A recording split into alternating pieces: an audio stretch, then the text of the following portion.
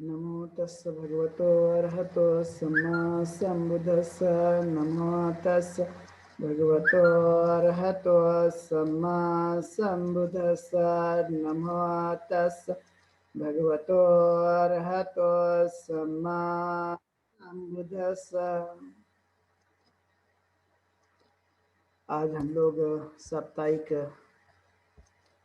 धम्मदेशना के माध्यम से रमाबाई अम्बेडकर की जीवन और उनके कार्यों के बारे में हम लोग जानने की कोशिश करेंगे। क्योंकि हम जानते हैं कि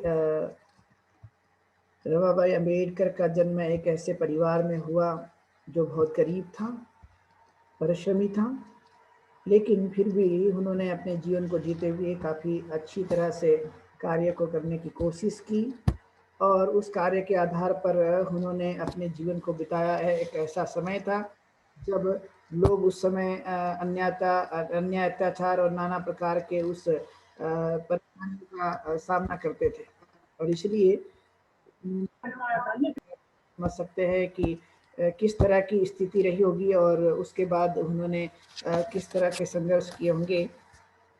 वह दौर था 1898 का, जिस समय उनका जन्म हुआ और उस जन्म के बाद से काफ़ी कुछ हालात जो है वो हमें खराब दिखाई देते हैं।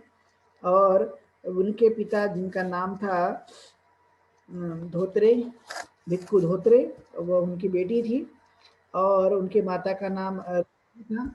और इस तरह से लगातार उन्होंने संघर्ष करते हुए उस काम को आगे बढ़ाने की कोशिश की और एक गरीब परिवार में जन्म होने के बावजूद भी हम देखते हैं कि वो काफ़ी संघर्षशील रही है और जीवन में इतने सारे संघर्ष करने के बाद वह ऊपर उठी। यानी काफ़ी अन्याय अत्याचार और उस समय की जो व्यवस्था थी जिसको हम ब्राह्मणी व्यवस्था के नाम से जानते हैं, और उस व्यवस्था ने एक प्रकार से ऐसे हालात बना दिए थे कि एक तो बाल्यकाल में शादी हुआ करती थी, रहने के लिए अच्छे से घर नहीं हुआ करते थे और सामाजिक जो कुरीतियाँ हैं वो ज़्यादा उस समय के काल में थी और इसलिए उस समय की परिस्थिति को ध्यान में रखते हुए ही हर व्यक्ति उस समय का जो कुछ भी परिस्थिति के आधार पर अपने जीवन को जीने की कोशिश करते थे।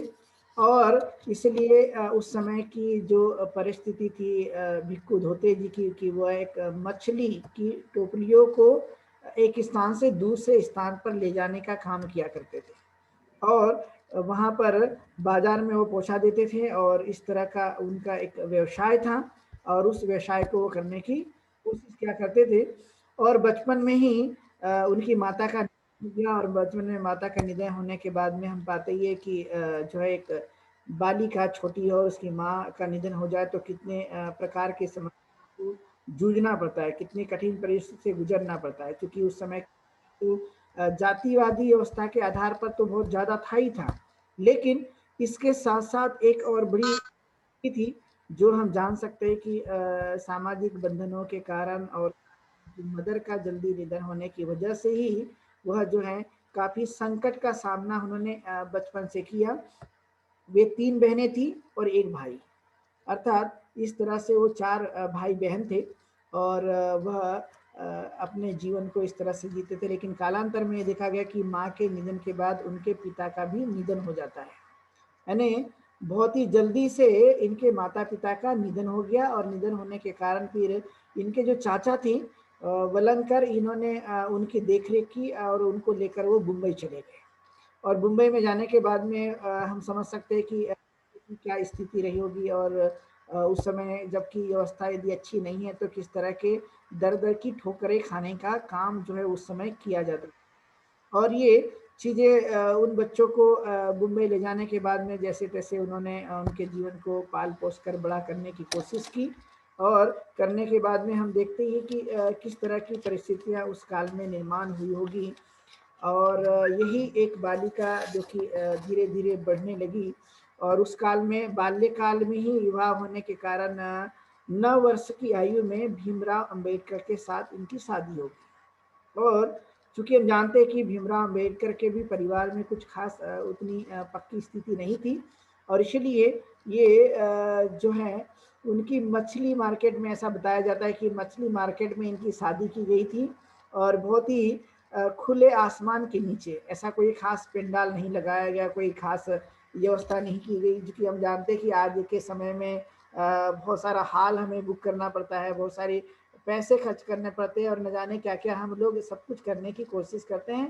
यानी वेल मेंटेन जिसे कहा जाता है, लग्ज़रीज़ जिसे कहते हैं आज के समय के लिए। लेकिन ये यदि हम तुलना करें आज के उस समय की परिस्थिति का, तो हम अंदाज़ा लगा सकते हैं कि हालात किस तरह के रहे होंगे। और फिर भी रमा की जो आयु है उस समय की, वो 9 वर्ष की थी और भीमराव अंबेडकर 14 वर्ष के थे। तो इस तरह के आप समझ सकते हैं कि 9 वर्ष की जो बालिका है उसमें कितनी समझ आई होगी। और भीमराव अंबेडकर भी 14 साल के थे, क्योंकि उस समय बाल्य काल में ही शादी होने का रीति और एक प्रचलन था, जो कि आज भी कई जगह देखने को मिलता है।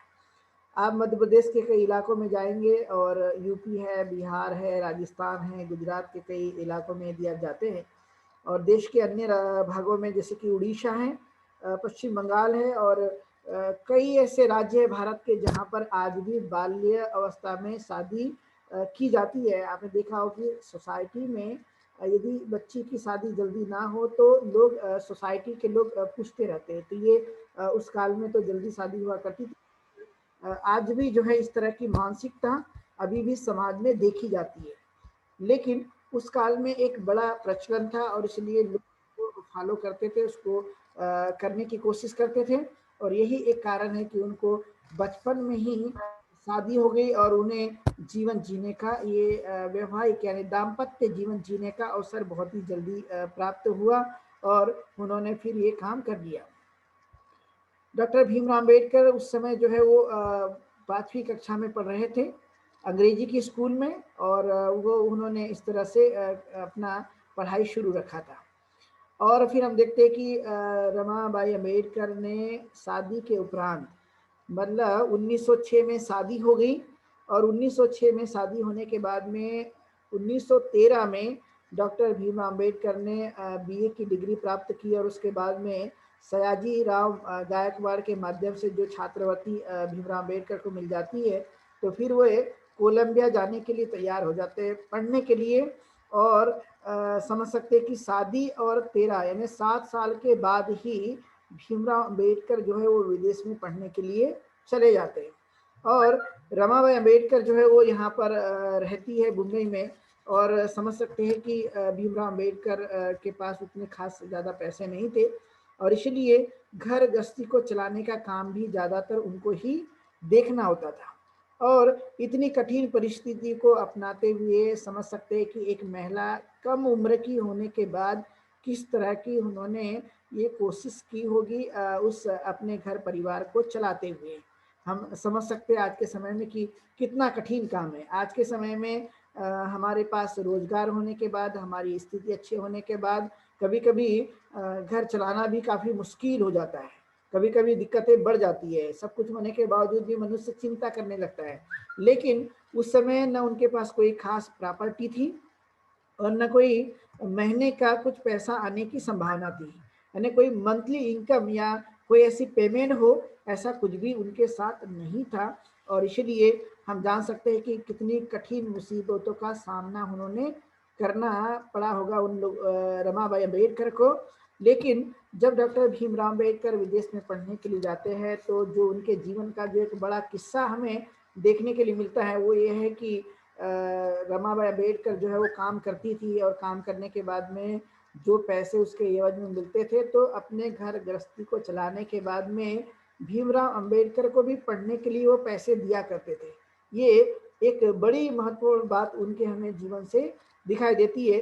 तो जो मशहूर किस्सा है, अधिकतर आपने सुना होगा कि रमाबाई अम्बेडकर कंडे बेचती थी, कंडे बनाती थी, उसको बेचती थी, और उसके जो पैसे आते थे वो भीमराव अम्बेडकर को भी पढ़ने के लिए दिया करती थी।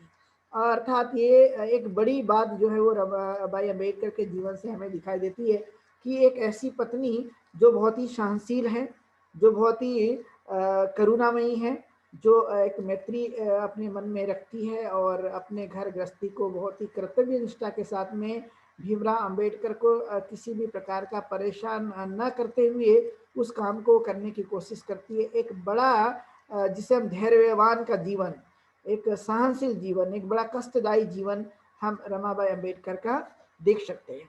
और ये ऐसा दुनिया में मुझे लगता है कि बहुत ही कम किस्से देखने को मिलेंगे। यानी एक तरफ तो ऐसा व्यक्ति जो विदेश में जाकर पढ़ाई कर रहा है और उसकी पत्नी यहाँ पर कठिन परिस्थितियों का सामना कर रही है, गोबर के कंडे बना रही है, उसको बेच रही है, अपने घर गृहस्थी चला रही है, इवन अपने पति के पढ़ाई के लिए पैसे भी दे रही है। अर्थात ये डिमांड करने वाली बातें रहती है। आज के समय में आपने देखा होगा कि अधिकतर जो लोग हैं वो पैसे के अभाव के कारण घर गृहस्थी को यदि अच्छे से संचालित ना कर पाए तो पति से लड़ भी सकती है, झगड़ा भी कर सकती है और भला बुरा भी कह सकती है। लेकिन रमाबाई अंबेडकर जो है वो बाबा साहब अम्बेडकर को हमेशा साहब कह के संबोधित करती थी।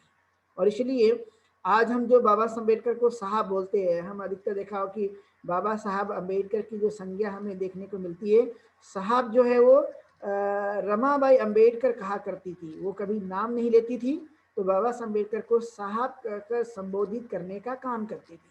और बाबा साहब अम्बेडकर भी रमा को जो है वो रामू कहा करते थे। ये बड़ा इनके अंदर का जो हमें प्रेम दिखाई देता है पति पत्नी का, कि एक दूसरे को साहब और रामू कहकर ये संबोधित किया करते थे। ये बड़ा एक आपस में हम समझ सकते हैं कि जो अंडरस्टैंडिंग है वो काफ़ी स्ट्रांग थी। और वो समझते थे कि यदि ये पढ़ने के लिए गए तो निश्चित ही अच्छा काम करेंगे और देश का जो है वो तस्वीर बदलेंगे, देश को अच्छा बनाने की पूरी तरह से कोशिश करेंगे। यह एक हमें दिखाई देता है। रमाई के द्वारा जो जन्मे वो 4 बच्चे थे और उन्होंने उनका एक भरण पोषण किया, लेकिन कई बार परिस्थिति खराब होने की वजह से हम जानते ही हैं कि कई बार बीमारी हुआ करती थी, कई बार खाने के लिए अन्न नहीं हुआ करता था और बहुत बार ये भी हुआ कि बीमारी के अभाव के कारण जो है पैसे भी नहीं हुआ करते थे। जो एक बड़ा मशहूर किस्सा है कि उनके पास पढ़ने ये जब उनका बड़ा बेटे का निधन हो गया तो उनके पास कफन के लिए जब पैसे नहीं थे, तो ऐसे कंडीशन में उन्होंने अपने लुगड़ा का, उस समय वो महाराष्ट्रियन होने की वजह से वो लुगड़ा पहना करती थी और अपने लुगड़े का जो पदर है, जो कपड़ा है, उसका थोड़ा भाग काट कर जो है उसका कफन बनाया था और उसका फिर अंतिम संस्कार उन्होंने किया था। तो हम समझ सकते हैं कि कितना कष्ट जो है वो रमाबाई अंबेडकर ने किया और यही त्याग का एक बड़ा परिणाम है कि डॉक्टर भीमराव अंबेडकर ने इतनी मेहनत करके, इतना ज्ञान अर्जित करके, इतनी पढ़ाई करके उन्होंने देश को एक अच्छा बनाने के लिए पूरी तरह से कोशिश की है। और ये हायर एजुकेशन में, यानी हायर एजुकेशन लेने में, चाहे बाबा साहब अम्बेडकर ने पीएचडी की हो, एटला किया हो, या जो बाबा साहब अम्बेडकर जब कोलंबिया यूनिवर्सिटी में पढ़ाई करने के लिए गए थे तो उसके साथ साथ उन्होंने 3 डिग्री ली थी।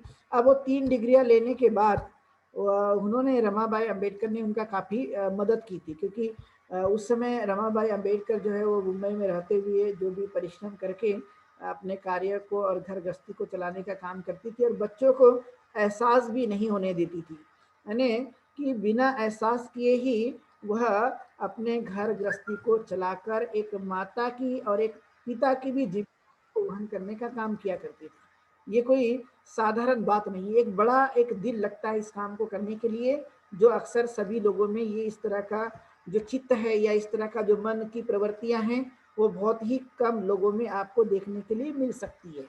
जो रमाबाई अंबेडकर के अंदर के जो सद्गुण हैं वो काफ़ी बड़े महत्वपूर्ण सद्गुण थे जो उनके कार्यों दिखाई देता है।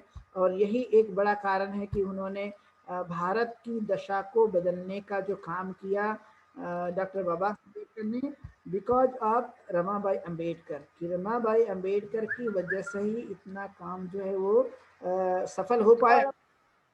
और होने के बाद हम देखते हैं कि बहुत सारा जो संघर्ष उनका होने के बाद और बाबा साहब अम्बेडकर ने बहुत सारे जो कार्य करने के बाद, लेकिन बाबा साहब अम्बेडकर की जो खासियत रही है वो रही है कि वो ज़्यादातर अपने सोसाइटी के लिए कार्य करने पर ज़्यादा विश्वास किया करते थे। वह अपने समाज के लिए उत्थान करने के लिए वो हमेशा लगे रहते थे कि नहीं, मैं जो कुछ भी कर रहा हूँ और मेरा करने का जो लोगों के लिए फायदे दिलाने का जो काम होगा, क्योंकि यदि मैंने समझा है और यदि मैं कर रहा हूँ तो निश्चित ही यह एक बड़ा काम हो सकता है। और यही एक जो हम देखने को मिलता है कि रमाबाई अम्बेडकर का जो जीवन है वो बहुत ज़्यादा नहीं है।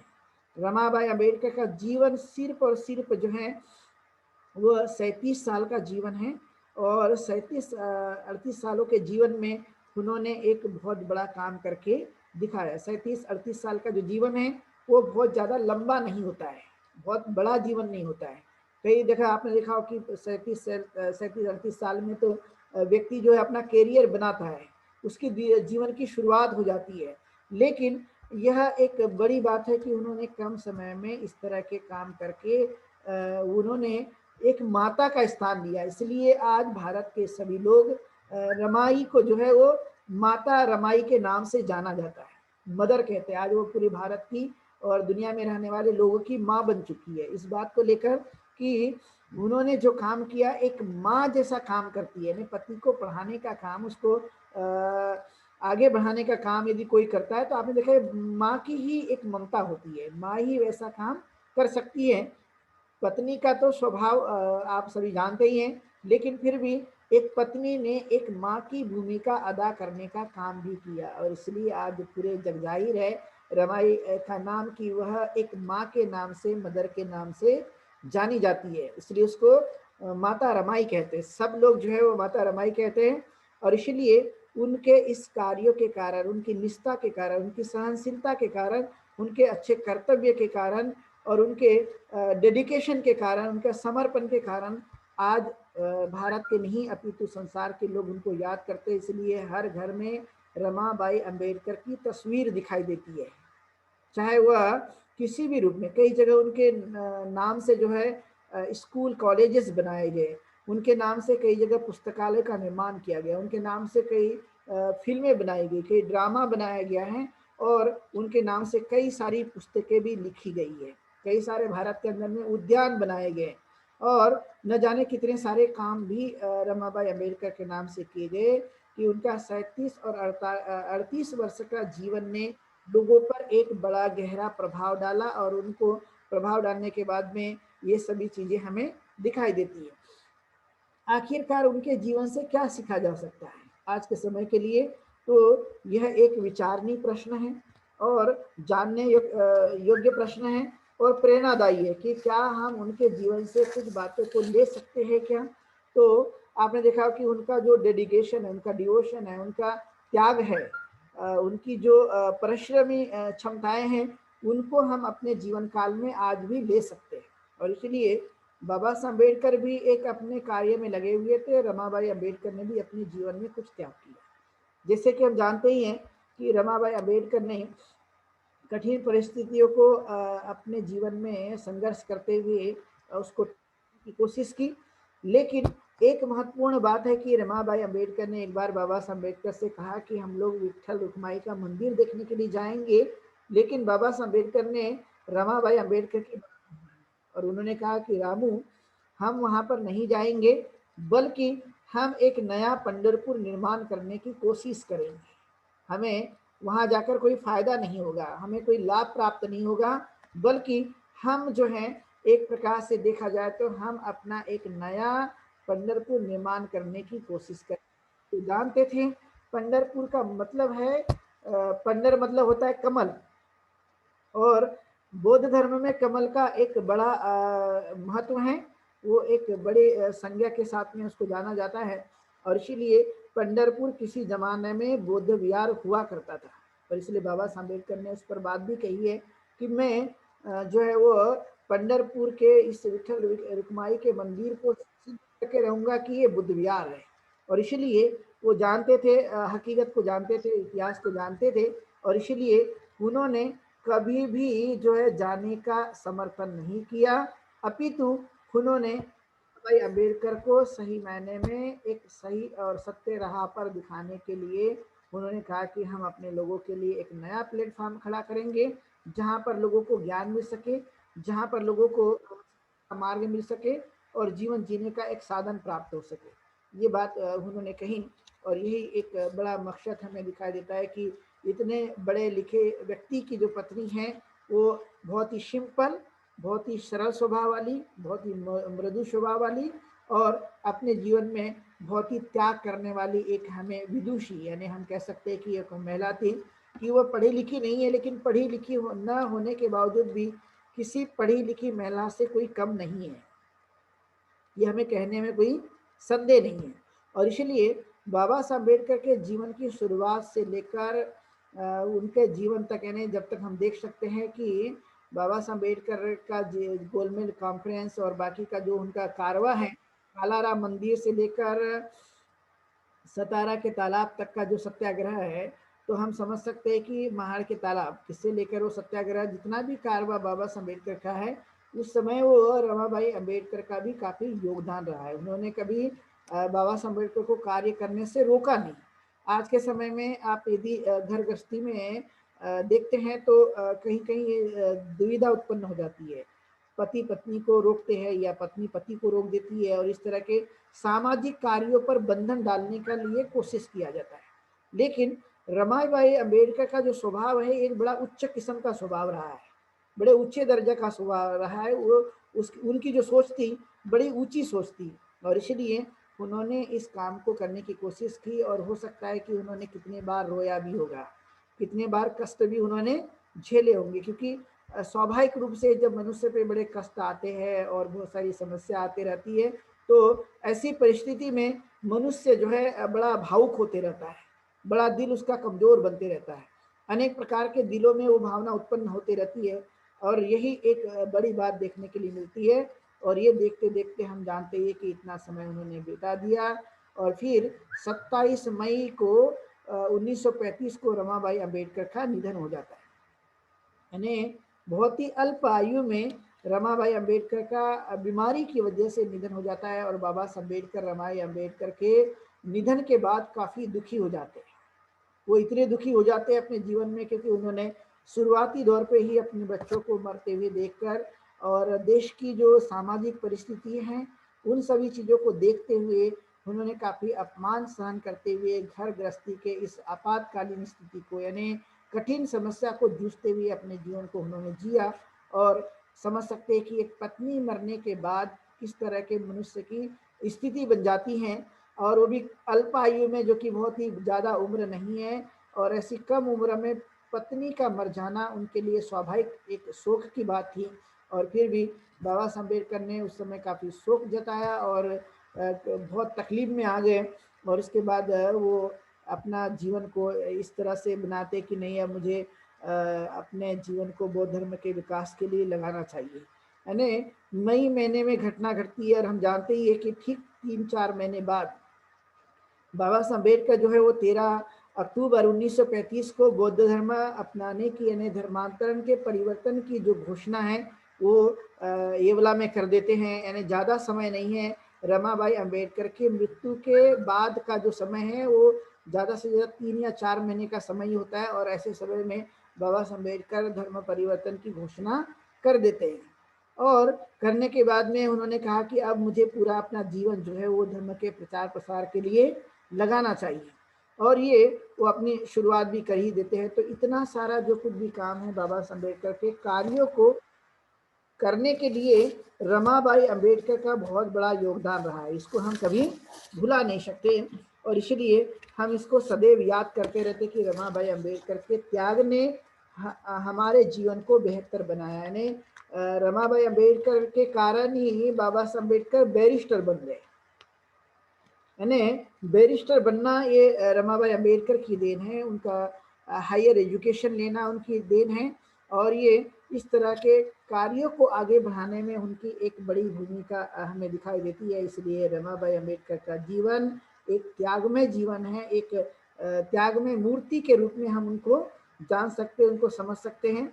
और उन्होंने इतना त्याग किया कि आज के समय के लिए हम देखें तो आप जानते ही है कि अभी वर्तमान की यदि बात करें तो आप समझ सकते हैं कि ज़्यादातर जो आज समाज में जो चीज़ देखी जाती है, तो सबसे ज़्यादा प्रिय व्यक्ति को कपड़ा होता है, सबसे ज़्यादा चीज़ें जो प्रिय होती है वो आभूषण होते हैं, और न जाने कितनी सारी चीज़ें जो है वो मनुष्य को चाहिए चाहिए की भावना पाई जाती है। लेकिन हम जानते हैं कि रमाबाई अंबेडकर के पास पर्याप्त मात्रा में जीविका को चलाने के लिए धन के अभाव के कारण वो कोई डिमांड नहीं कर सकती थी, कोई चीज़ें वह कह नहीं सकती थी। तो इसलिए उनका ये त्याग जो है मनुष्य के जीवन में एक सीखने लायक है। इसको सीखने से या इसकी प्रेरणा लेने से मनुष्य और भी बलवान हो सकता है, एक मनुष्य के मन को जोर मिल सकता है, एक बड़ी ताकत मिल सकती है, और उस ताकत के सहारे मनुष्य अनेक प्रकार के कार्यों को कर सकता है। क्योंकि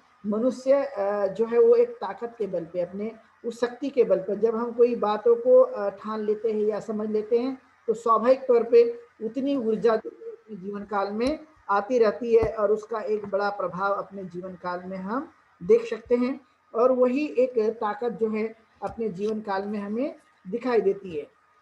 और इसलिए बाबा साहब अम्बेडकर ने जितनी बार वो विदेश में गए, और जब रमाबाई अम्बेडकर थी तो कई बार वो पत्र लिखा करते और पत्र लिखकर उसको याद किया करते थे, अपने घर के लोगों को पत्र लिखा करते थे, क्योंकि उस काल में कोई मोबाइल फोन का जमाना नहीं था और इसलिए वो कोई डायरेक्ट बात करना उनके लिए संभव नहीं था। तो ज़्यादातर पत्र वार्ता हुआ करती थी, और हो सकता है कि आप जानते ही हैं कि पत्र वार्ता में काफ़ी दिन लग जाते थे, यानी मन की बातें कहना, अपने भाव को व्यक्त करना, कोई सूचनाएं पहुंचाना और एक दूसरे से संवाद साधना, ये उस काल के लिए बड़ा कठिन माना जाता था। लेकिन फिर भी उस समय की जो कुछ भी व्यवस्था थी उसको करते हुए वो करने की कोशिश करते थे। इसलिए वो पत्र लिखते थे जब बाहर रहते थे, और पत्र लिखकर अपनी संवेदनाओं को व्यक्त करने की कोशिश करते थे।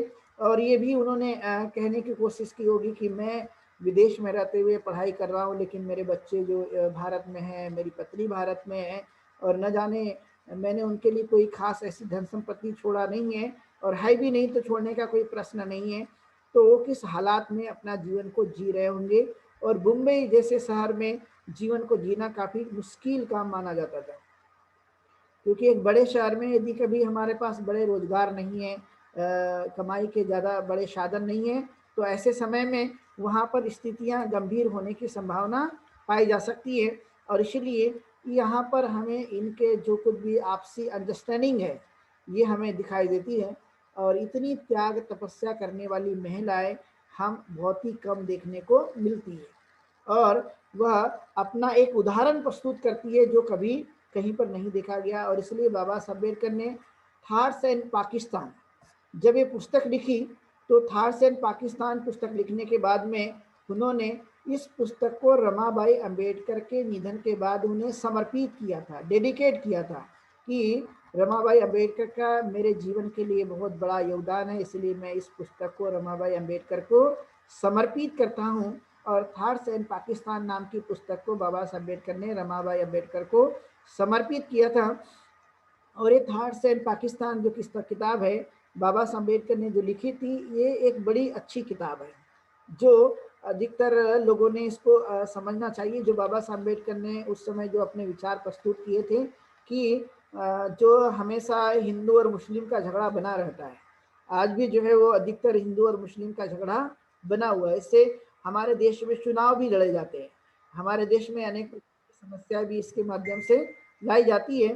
तो उन्होंने कहा कि ये जो इस तरह की चीज़ें चल रही है तो ये कैसे दूर की जा सकती है। तो बाबा साहब अम्बेडकर ने उपाय बता कर दिए थे कि जो भारत में रहने वाला मुस्लिम है वो पाकिस्तान के एरिया में जाना, और पाकिस्तान में रहने वाला जो हिंदू है वो भारत में आना चाहिए। तो ये अलग अलग यदि इनका बंटवारा कर दिया गया तो हो सकता है कि इन फ्यूचर में जो हिंदू और पाकिस्तान में हमेशा इस तरह के संकट या लड़ाई झगड़े की जो बात देखी जाती है वो कहीं ना कहीं कम हो सकती है। तो ऐसे सजेशन देने वाले भारत के प्रथम नागरिक थे बाबा साहब अम्बेडकर, और उन्होंने काफ़ी अच्छी तरह से समझाने की कोशिश की थी, बताने की कोशिश की थी। और ये हम देख सकते हैं आज भी कि ये झगड़ा पूरी तरह से समाप्त नहीं हुआ। भारत की राजनीति में इसका बड़ा अहम रोल है आज भी, उस काल में भी एक बड़ा रोल था और आज भी एक बड़ा रोल है। आपने देखा कि जो बुनियादी प्राइमरी जो समस्याएं होती है उस पर कोई ध्यान नहीं देता, लेकिन हिंदू मुस्लिम बोलो तो लोग आकर जो है वो लड़ने लगते हैं।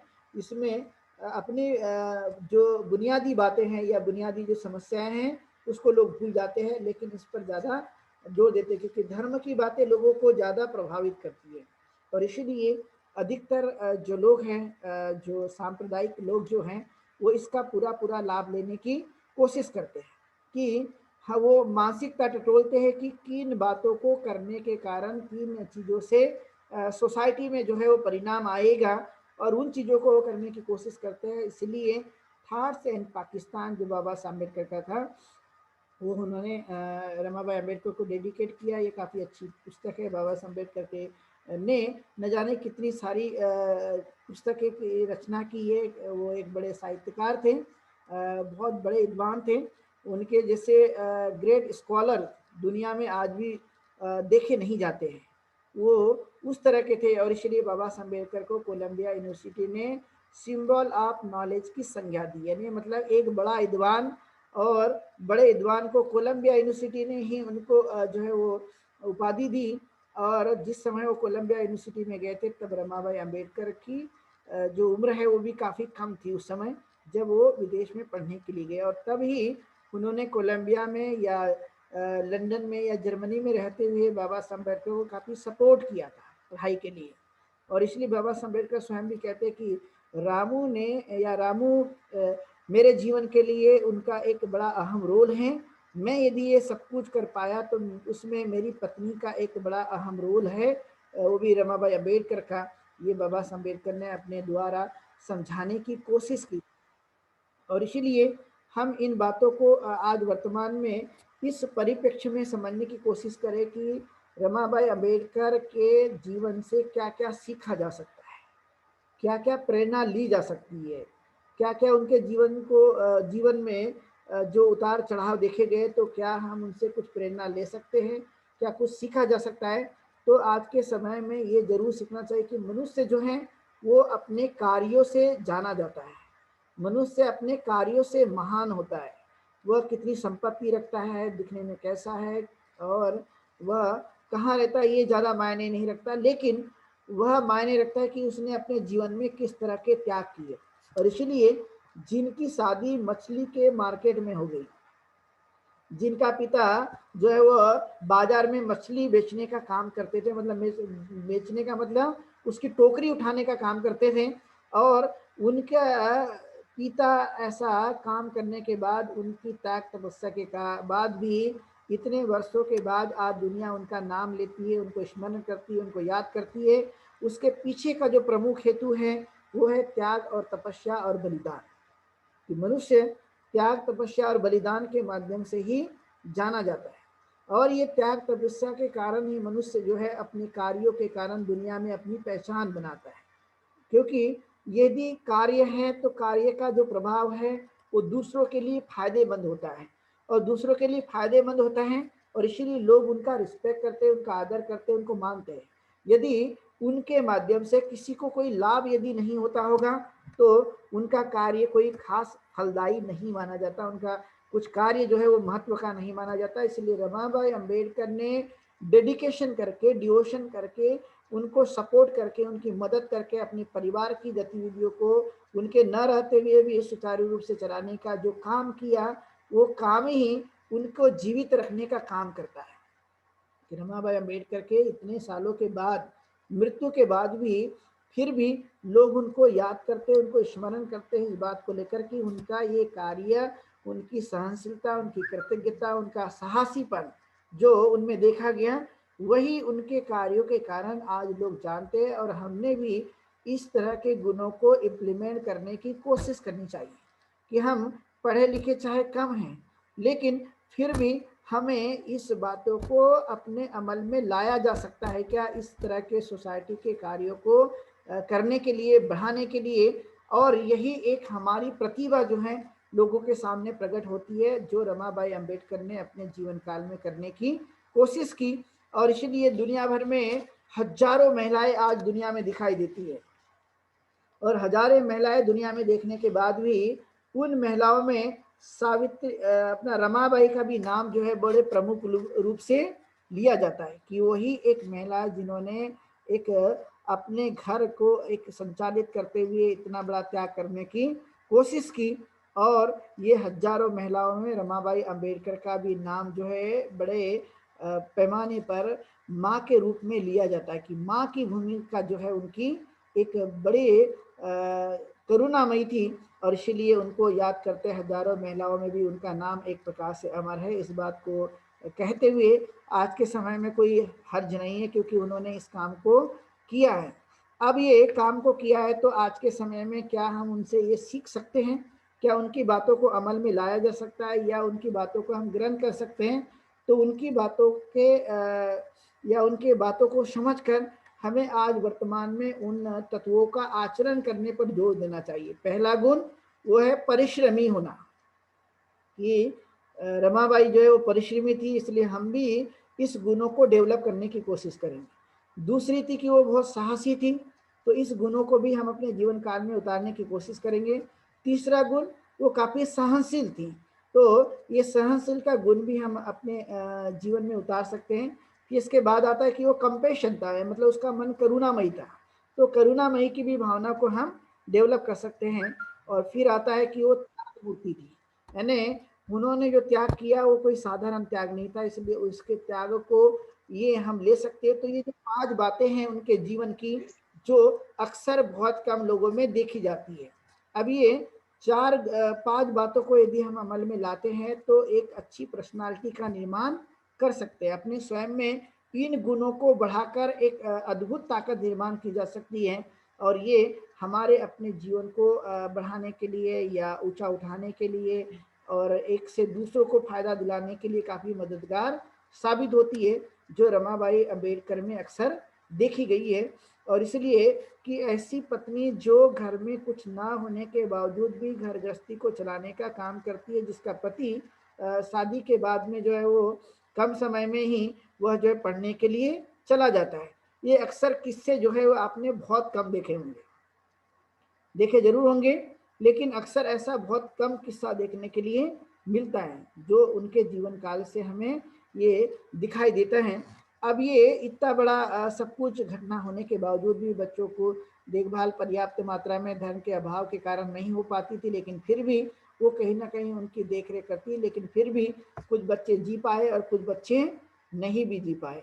और वो स्वयं भी अल्पायु में अपने कार्यों के कारण, कष्ट झेलने के कारण इतना कार्य करती थी कि जो है वो एक बड़ी उम्र में जाने के बाद, 40-45 साल के उम्र में जाने के बाद जो आदमी काम करता है जितना स्पीड के साथ में, उसने पहले ही कर लिया था।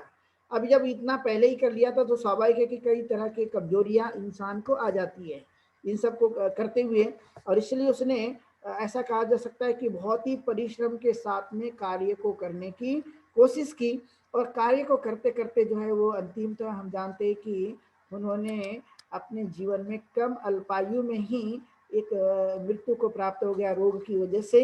लेकिन जो उन्होंने कम समय में किया वो याद रखने योग्य है, वो ज़्यादा महत्व की बात है, वो ज़्यादा सीखने लायक बातें हैं, उसको हमें अपने जीवन काल में लेते रहना चाहिए और उसको हमें आगे बढ़ाने की कोशिश करना जो बहुत ही ज़रूरी है। इसलिए वह एक प्रेरणादायी थी, एक हमारे जीवन के लिए एक हमें ऊर्जा देने वाली थी और एक कष्ट करने वाली महिला थी, जो उन्होंने एक अपना आदर्श जो है सबके सामने प्रस्तुत किया, और उस आदर्श को आज के समय में लेना बहुत ही ज़रूरी है। इसलिए उनके नाम से भारत में और कई जगहों में ये उनकी कई जगह आप मूर्ति देख सकते हैं, उनकी घर घर में तस्वीर देख सकते हैं, उनके नाम से बनाए गए कई उद्यान या पुस्तकालय या यूनिवर्सिटी के नाम भी आप देख सकते हैं। तो ऐसे कई कार्य हैं जो उनके इस अद्भुत त्याग तपस्या की वजह से ही इस तरह का एक प्रयोग में लाई गया ये सभी चीज़ें हैं, और उसी के कारण हमें इस तरह का जो है वर्तमान में जो कुछ भी यादें हैं उनकी सिर्फ यादें हैं, और यादों को ही हमने ताज़ा करना इसलिए कि हम उनसे कुछ सीख सकें, कुछ जान सकें, और जानकर अपने जीवन काल में उन चीज़ों को उतारने की कोशिश कर सकें। अब ये बड़ी होने की वजह से हम देखते हैं कि वह जो है अपने भाई बहनों की समय भी देख रेख करने उन्होंने किया था ये काम भी, मतलब अल्प आयु में भी बड़ी जिम्मेदारी मिली थी, हम समझ सकते हैं। ये अक्सर ऐसा होता नहीं है, लेकिन ये माँ बाप की मृत्यु की वजह से ही कम उम्र में बड़ी जिम्मेदारी का वहन करने का काम जो है वो रमाबाई अंबेडकर ने किया, और करते करते वह अपने जीवन में इस तरह से बन पाई। तो एक हम समझ सकते हैं कि यह कार्य जो है हम उनके जीवन से देखने को मिलता है। और मिलने के बाद में वह सभी चीज़ें क्या आज के समय में इन चीज़ों को करना कोई चाहेगा? तो आपने देखा कि आजकल हम सब लोग जो हैं, ज़्यादातर ये होता है कि हमें नए-नए कपड़े चाहिए, अलग-अलग समय में बहुत सारे कपड़े चाहिए, अलग-अलग आभूषण चाहिए और न जाने कितनी सारी चीज़ें चाहिए। लेकिन रमाबाई को ये सब चीज़ें इसलिए नहीं कर पाई क्योंकि उस समय तो परिस्थिति थी ही नहीं, लेकिन उनका जो ध्येय था कि मैं यदि अपने पति को मदद करती हूँ और मेरा पति यदि जन कल्याणकारी कार्य करता है, तो वो ज़्यादा लोगों के लिए काम का होगा। मेरी अपेक्षा दूसरों के लिए और इसलिए बाबा साहब अम्बेडकर भी बड़े लगन से कार्य को करते रहते थे। और एक बड़ा मशहूर किस्सा है बाबा साहब अम्बेडकर के जीवन का कि एक बार रमाबाई अम्बेडकर जब बीमार पड़ जाती है, तो बीमार पड़ने के बाद में जो बाबा साहब अम्बेडकर तैयार होकर एक सभा में जाते हैं, तो सभा में जाते हुए जब उन्हें तैयार होते हुए बाबा साहब अम्बेडकर को देखा, तो रमाबाई अम्बेडकर ने बाबा साहब अम्बेडकर से कहा कि आज भी साहब जो है आप सभा में जाएंगे क्या? तो बाबा साहब अम्बेडकर ने उनको उत्तर दिया कि हाँ मैं जरूर जाऊंगा। वो इसलिए क्योंकि आपके रोग का जो डॉक्टर है वो तो बहुत डॉक्टर है, लेकिन मेरे समाज को जो रोग लगा है मैं सिर्फ और सिर्फ मैं अकेला उसका डॉक्टर हूँ और इसीलिए मुझे जाना चाहिए। तो बाबा साहब अम्बेडकर ने अपनी पत्नी को वहाँ पर जब उसको तबीयत खराब थी तभी भी उनको छोड़कर वो सभा में गए, उन्होंने भाषण दिया और वापस आए क्योंकि उनको लगता था कि इनके रोगों के डॉक्टर तो मिल जाएंगे, लेकिन मेरे समाज को लगा हुआ रोगों के डॉक्टर मिलने की कोई संभावना नहीं है और इसलिए उन्होंने वहाँ जाना उचित समझा और यही उनके जीवन का एक बड़ा महत्व हमें दिखाई देता है।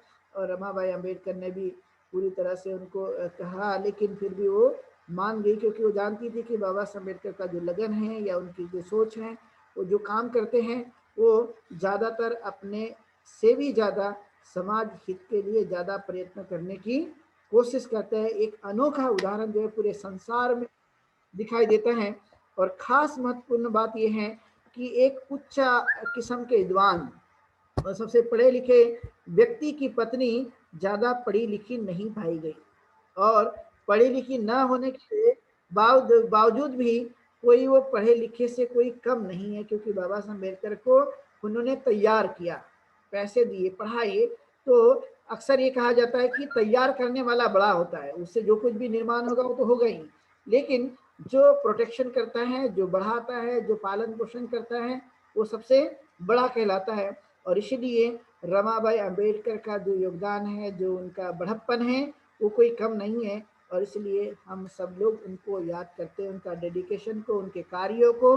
और इसलिए उनका जीवन एक संघर्ष जीवन है और उनका त्याग उनके जीवन का एक अहम हमें सीख सिखाने के लिए हमेशा तत्पर वो बात कहते रहता है और इसलिए हमें उनके कार्यों को और उनके जीवन को एक प्रेरणादायी मानते हुए हमने आत्मसात करने की कोशिश करना, उनको आदर्श मानना और उस आदर्शों पे चलने की कोशिश करना, यही एक महत्व है। इसलिए रमाबाई अम्बेडकर का जीवन प्रेरणादायी और हमारे लिए एक श्रेष्ठकर है, जो खासकर हम उनसे उनके जीवन से बहुत सारी चीज़ों को सीख सकते हैं। तो अंतिमतः यही हम लोग कहेंगे कि वह एक त्याग मूर्ति, एक साहसी महिला थी और एक परिश्रमी महिला थी और उन्होंने अपने जीवन में अपने लिए नहीं तो अपने परिवार और बाबा साहब अम्बेडकर को बनाने में एक बड़ी अहम अदा की है, जो अक्सर जो है वो देखा नहीं जाता है। जो आज के समय के आधुनिक जगत की महिलाओं में ये गुण काफ़ी कमज़ोर पाया जाता है, वो उतना होता नहीं है जो रमाबाई अम्बेडकर के समय काल में देखा गया। अब ये कहा जाता है कि वो तो रमाई थी, उसको तो ऐसा करना ही था क्योंकि उसके साथ में ऐसी स्थिति जुड़ी हुई थी, तो जरूर नहीं कि उसने ऐसा किया तो हमने भी करना चाहिए। ये ज़्यादातर सोसाइटी में इस तरह के सवाल उठाए जाते हैं।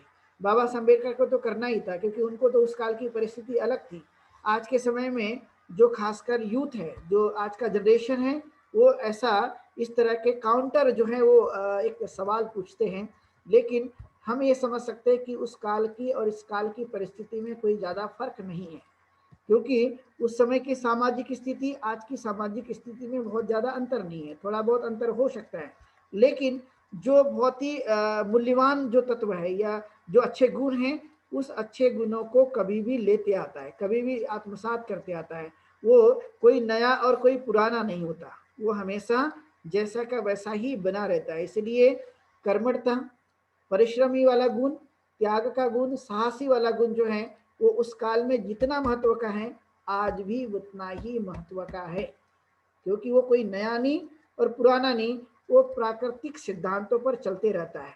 और इसलिए उनके इस कार्यों ने पूरे दुनिया में एक अमिट छाप छोड़ी और उसको बनाए रखने के लिए खासकर जो है उन्हें कार्य करने पर विशेष जोर दिया।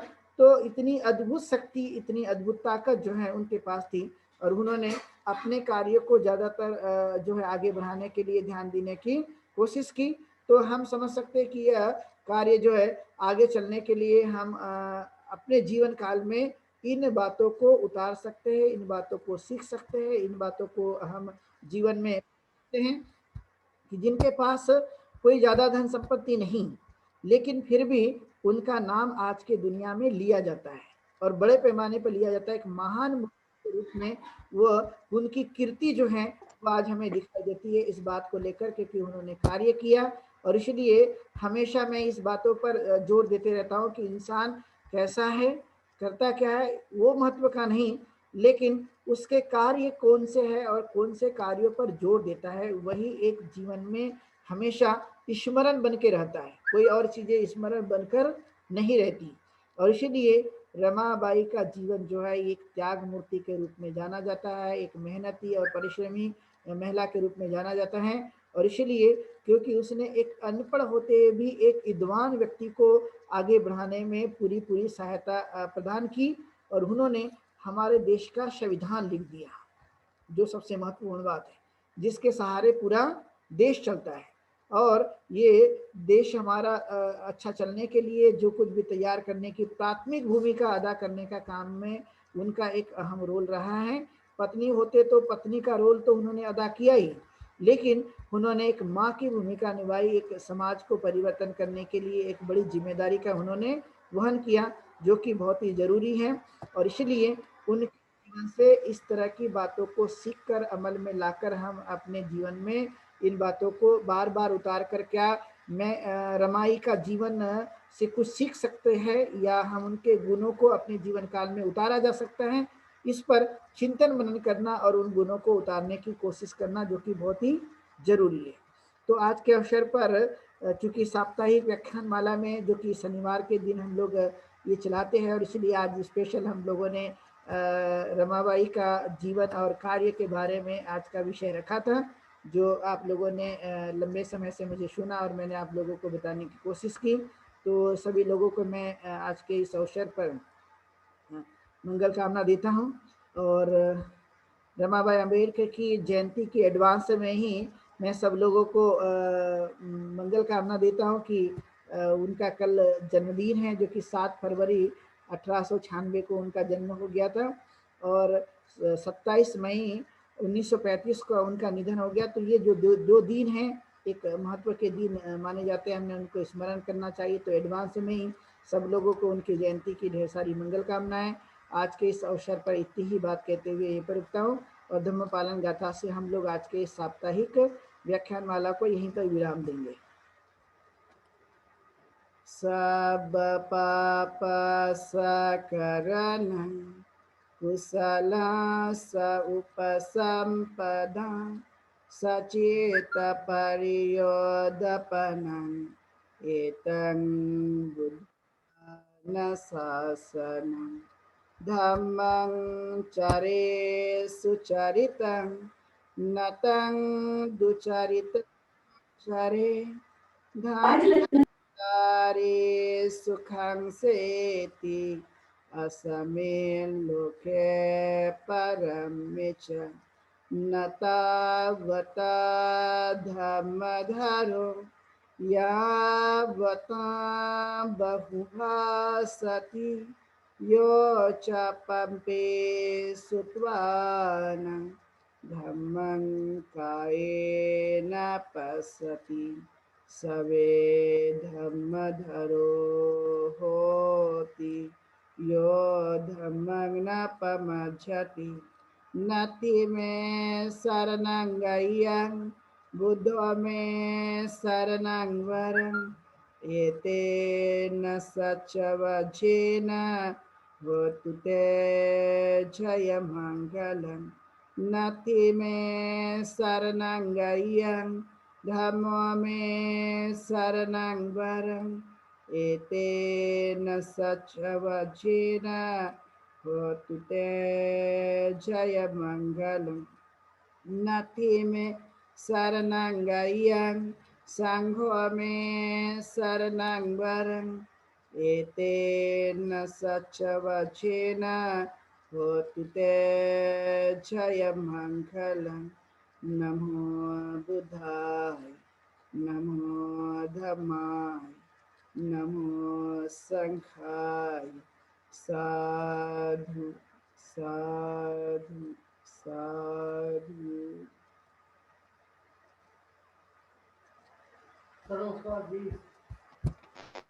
वंदामी बनते जी।